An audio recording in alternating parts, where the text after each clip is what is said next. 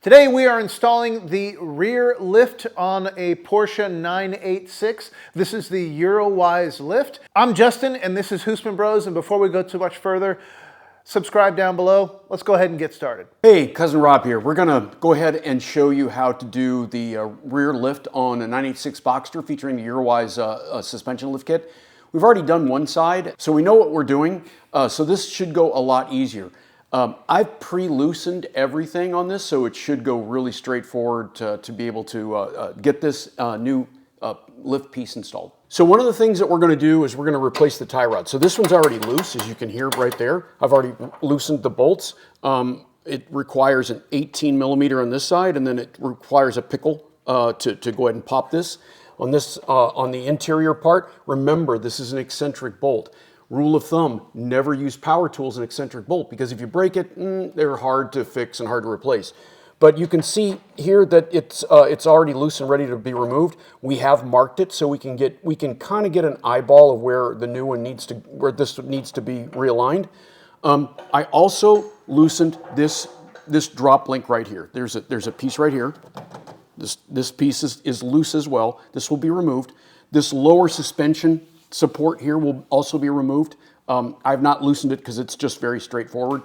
The other thing I've done is I've also loosened the sway bar end link right here. So this is ready to come off. We just need to pop it out.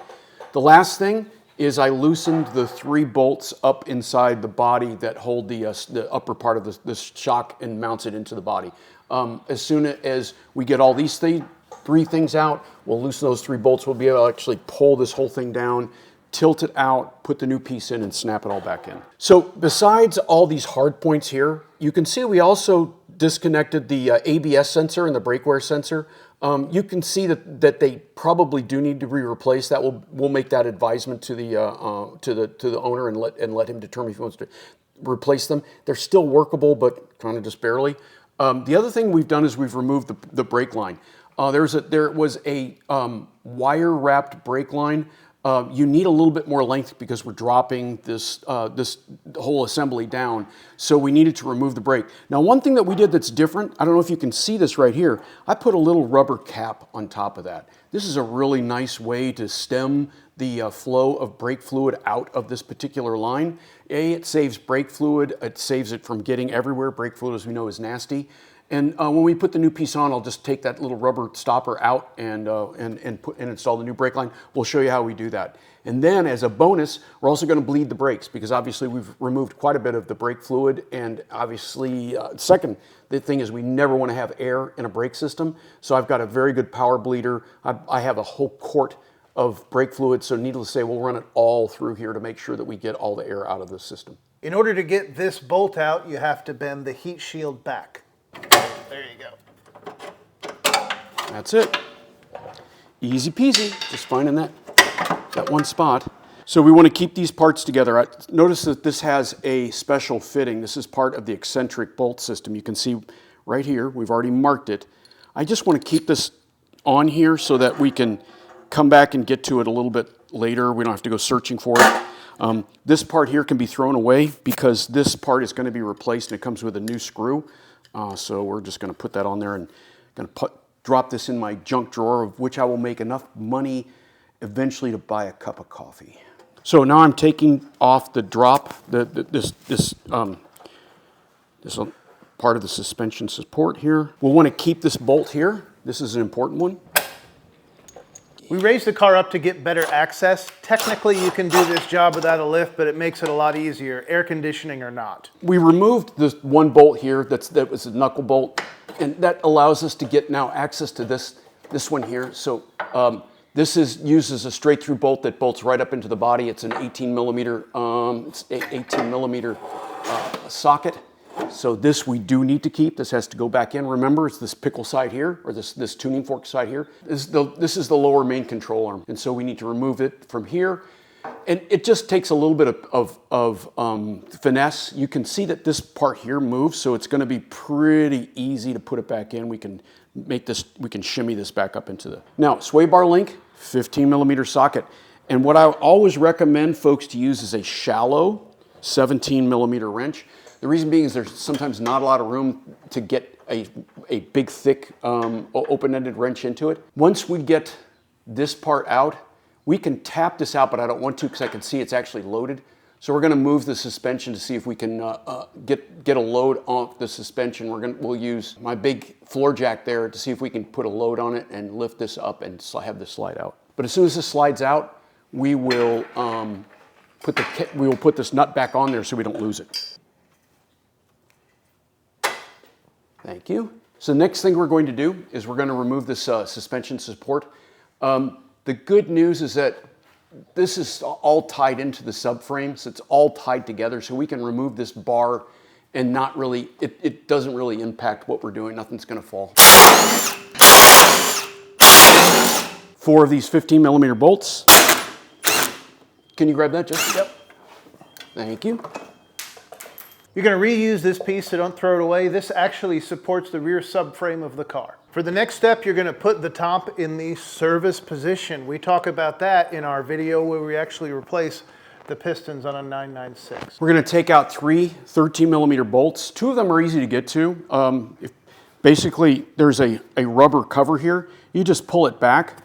There's one that I took out here. There's another one kind of under this cable, so it's also has been loosened, so I'm just going to pull it out.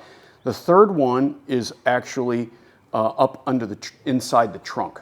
So that one is in a hole. So what we actually do is we put a piece of tape on the end of our wrench, and it allows us to make sure that bolt doesn't slip out. So there's the 2 13mm bolts. Now we will lift this. As you can see, I've already taken the rubber stopper out, which basically keeps water from getting down in there. I'm actually going to lower the car a little bit more, just so that I can get a better leverage on it. An old mechanic's trick, if you don't have, you know, a lot of times, sometimes bolts are aluminum, you know, they're soft. Obviously, a magnet won't stick to that, or you don't have magnetized tools. So since we are putting this down kind of inside a cavity, what we're going to do is take a little piece of tape and essentially put it just inside here like so. What this allows the bolt to do is kind of seat in there, and it won't come out. Next is we're going to raise it back up so we have access to it, and we're going to go ahead and start getting the puck installed. So this is what we're installing. It goes on top of the shock here, up in here. Now you're going to remove these nuts because these are going to connect the shock to the puck here. So now this is probably the hardest part. We got to wrestle this thing out of the way. Yep, we do. So we're removing the inside portion of the lower control arm. It's an 18mm bolt on this side, 19 on this side. We're just trying to get it loose enough to where we can tap this out. This will allow us the flexibility. We remove the other eccentric bolt so you can drop the top half of the shock down low enough. So you'll notice I'm using a grease pencil. So what we want to do, you can see that this is not a perfect, I would say, triangle. It's wider here and narrow at this point. So what I did was I notched it here and I notched it up in the car. So then as we start to wrestle this thing back in there, it's aligned correctly. You can see now I've got this mark here and I've got this mark here. We now know that these 3 holes need to go in just like that. You're going to put the lift piece on top of the shock first and then put the shock back in the car. So this is the emergency brake line, and if you look up here, you'll see there's a little plastic loop that held that to the body of the car. Didn't have it on the other side, so we went ahead and snipped it here, and we'll just reattach it with a zip tie. Right there like that. We are ready to pop it back in. So after you snip this plastic loop here, pay attention to your routing. We got bound up right here, and it didn't give us enough room, so you may have to pull this line out of the way. And we'll certainly reattach it with a zip tie. Now we have to secure the puck to the top hat with 3 13mm bolts that come with the puck itself. This is frankly the hardest part of the install. Once you get it all taken apart and get this hat on, it's all smooth sailing from here. So we had to rotate the top hat to get everything to fit in here. If you notice, the hub is towed out here, and we'll be fixing that with our new adjustable tie rod. But it does take some torque to get it up in here and some real pressure from the bottom to hold it up.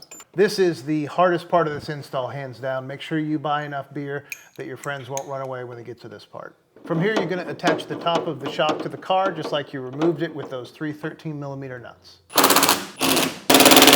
Now we're going to putting the rest of the suspension back together. The key is on the eccentric bolts, make sure the tick marks that you made are aligned, and then put it all back together. We're going to be using some pressure to take some weight off that spring to get everything lined back up. Okay.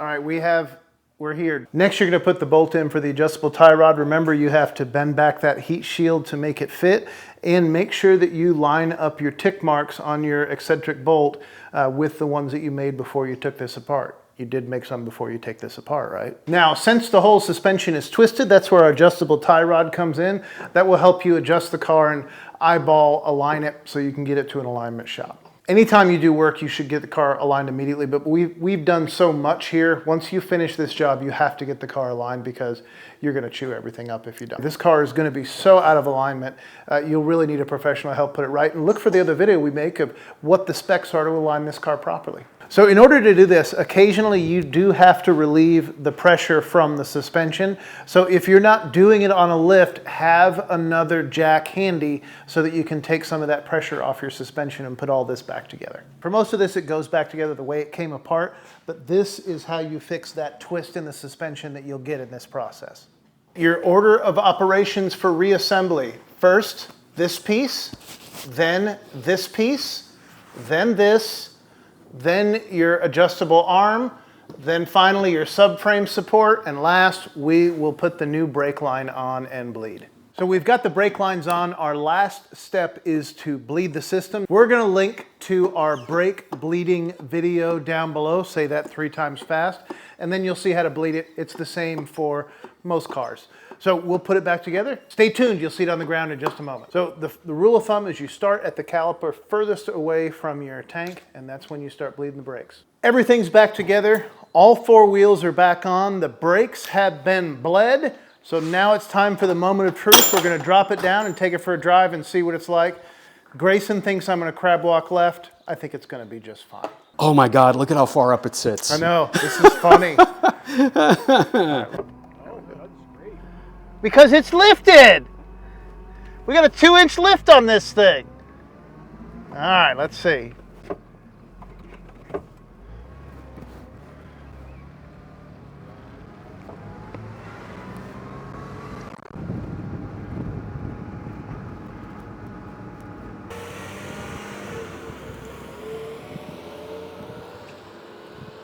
All right, so we have lifted it. You've seen me drive it. It's actually only kind of squirrely sometimes. So stay tuned, keep an eye on the channel. We're gonna keep doing more stuff. We're gonna do new wheels, we're gonna do new tires, and we're gonna do a bunch of stuff to it. Thanks for watching, we'll see you next time.